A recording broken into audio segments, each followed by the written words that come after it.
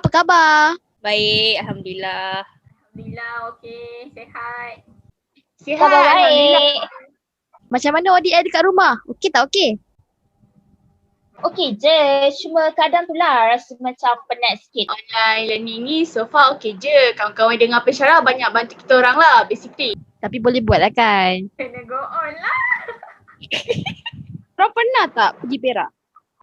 Pernah. Pernah pergi Ipoh. Best. Tapi sekali je lah waktu kecil-kecil dulu. Nenek saya orang Perak kot, mestilah pernah. Of course lah, Safa duduk Perak kot. Ya ke? Perak dekat mana? Dekat Perak Tengah, Farid tempat dia, nama dia. Korang tahu tak suku kaum apa yang ada dekat Perak? Dekat Perak pun ada suku kaum ke? Bukan dekat Sabah dengan Sarawak je ke yang ada banyak etnik? Kat Perak ada etnik Jawa kan? Rasanya dekat Perak ada ramai orang Jawa sebab saya Jawa. Jawa belah mana tu? Saya Jawa Selangor. Safa ada kawan orang Perak juga, sama sekolah dengan Safa. Safa tahu dia suku Banjar. Okey, hari ni kita akan tengok satu video mengenai suku kaum Banjar dan Jawa yang ada dekat Perak. Semua dah sedia ke? Sedia. Dah. Jom. 1, 2, 3. Boleh.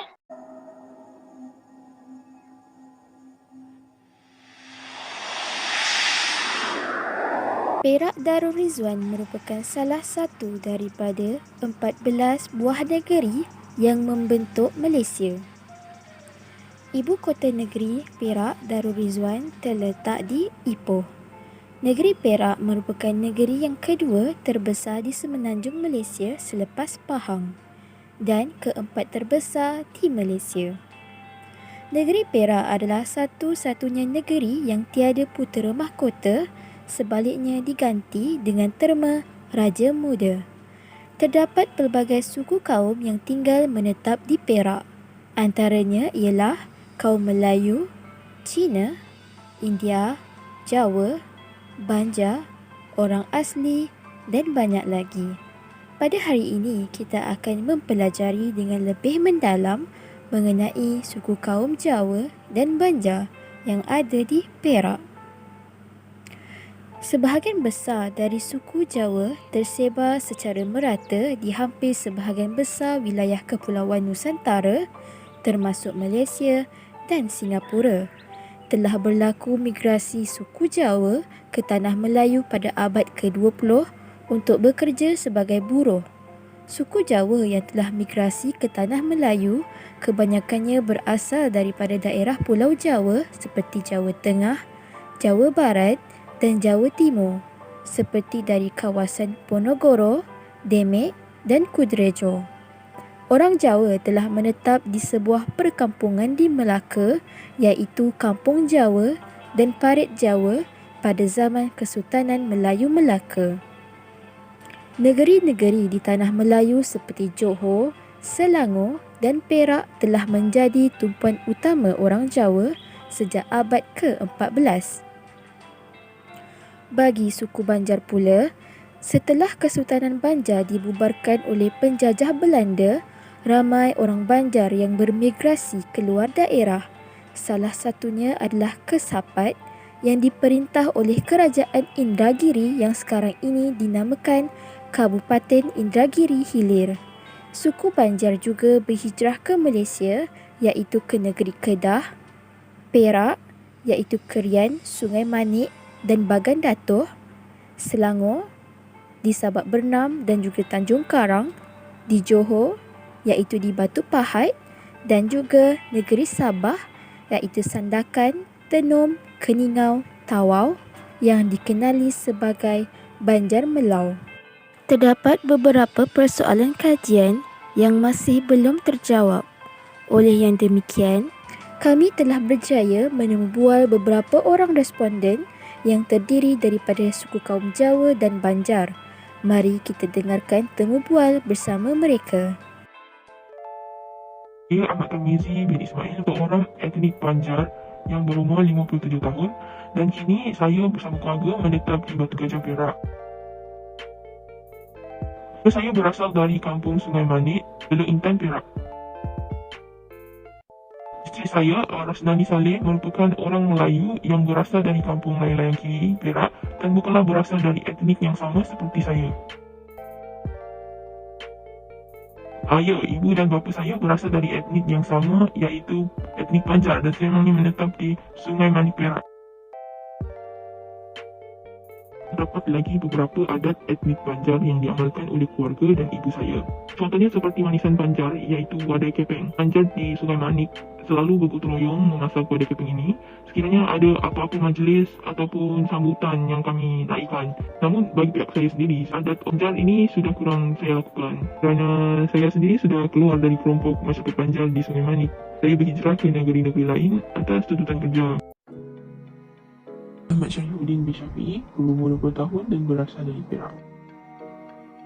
Ibu saya berasal dari kampung Cakap Banjarbarit dan ayah saya pula berasal dari kampung Biong Sau Kuala Kansar, Perak. Ibu saya berasal dari suku kaum Banjar, manakala ayah saya ialah orang Melayu. Masih terdapat lagi adat Banjar yang diamalkan sehingga hari ini, seperti menggayam. Menggayam ni bermaksud membuat kuih gayam yang juga yang dikenali sebagai wadai kepeng. Kuih ini merupakan tradisi orang Banjar lah. Kami akan buat sewaktu adanya kenduri ataupun majlis kerajaan. Terdapat juga adat berendoi untuk bayi. Tapi untuk kami dipanggil Bapukong.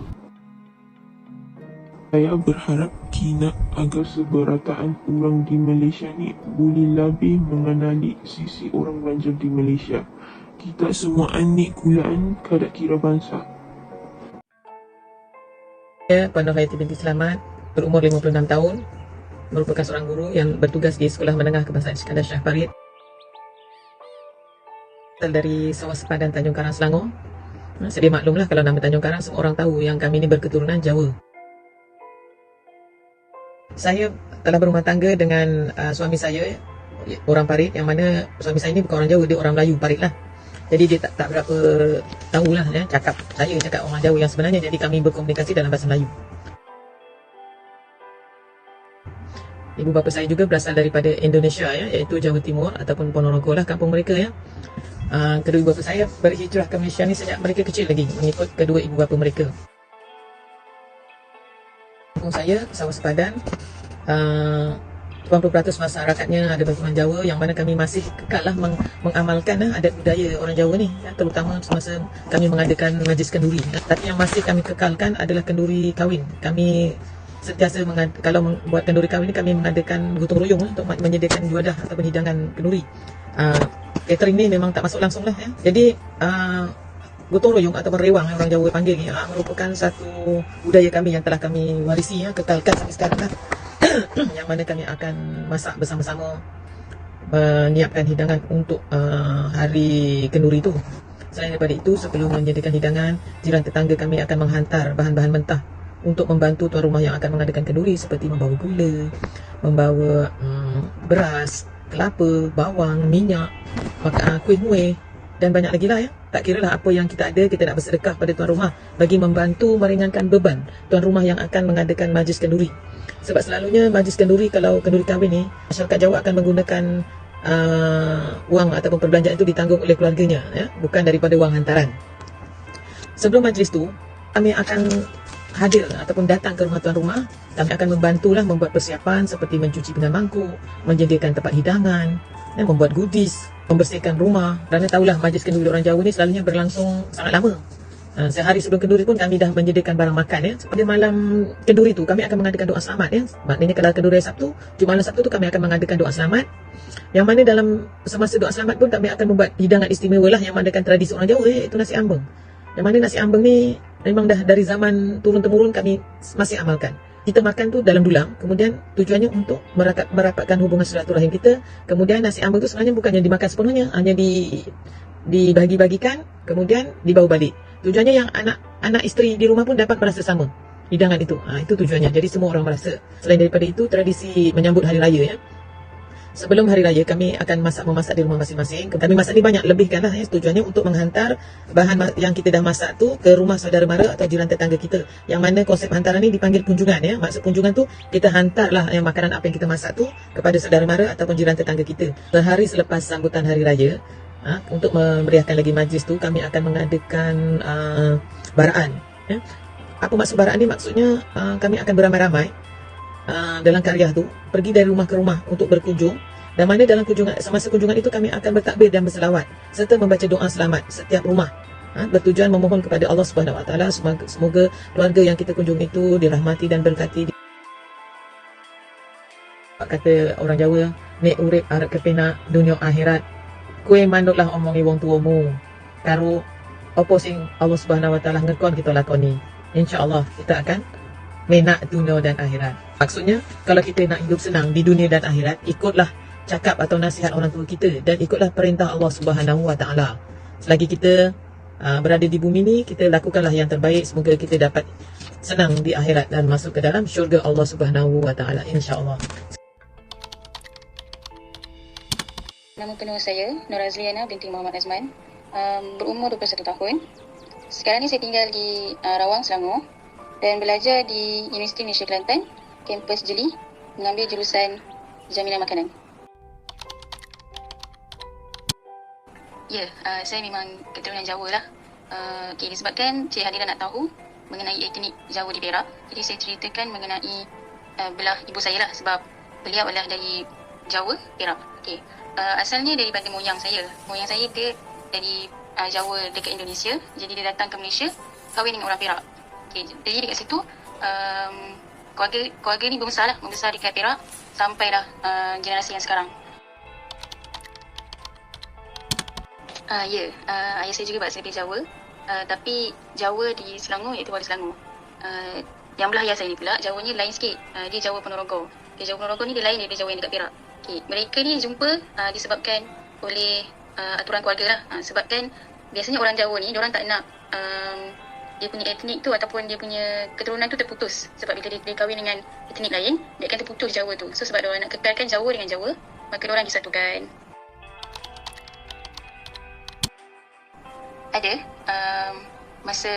kalau ada kenduri kan, contoh kenduri kesyukuran. Kenduri kesyukuran, kami biasanya akan buat bubur. Nama bubur ni adalah bubur kesyukuran. Bubur dia ada warna coklat dan atas dia ada warna putih. Warna putih tu dia tawar, yang warna coklat tu manis rasa dia. Fungsi dia kenapa buat bubur ni, sebabnya dia bila kita satukan bubur tu, tawar dengan manis, dia akan ada rasa lah. So rasa dia akan satu. So sebab tu nama bubur tu adalah bubur kesyukuran. So bubur tu hanya dibuat pada majlis-majlis yang macam tu je lah.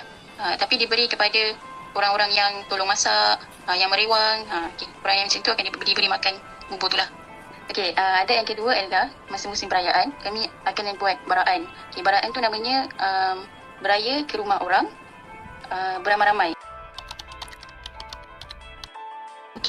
Moga kuwi karo kancani sembahyang terus sihat, lulus pelajaran, mutur nuwun kanggo wawancara sampaian, nuwun sewu yen sampaian salah ngomong ya. Terjawablah sudah persoalan untuk etnik Jawa dan Banjar yang berada di Perak. Semoga perkongsian tadi memberi manfaat kepada semua. Wow. Dahsyat. Macam mana dengan video tadi? Best tak? Best gila. So Best knowledgeable. way. Best sangat. So, apa yang korang dapat daripada video tadi tu? Kita dapat tengok yang dekat Perak ni sebenarnya banyak je etnik-etnik lain yang menetap kat sana. Betul. Macam dalam video tadi, dia ada fokuskan tentang keunikan tentang etnik Jawa dan Banjar yang ada di Perak. Ada macam-macam adat yang kita dengar macam pelik tapi sebenarnya menarik. Pada video tadi tu kita orang dapat tahu pasal kaum Jawa dengan kaum Banjar. Lepas tu bukan setakat tu je, kita orang dapat tahu dia orang punya culture dia orang, hidup dia orang macam mana, dia orang sambut apa.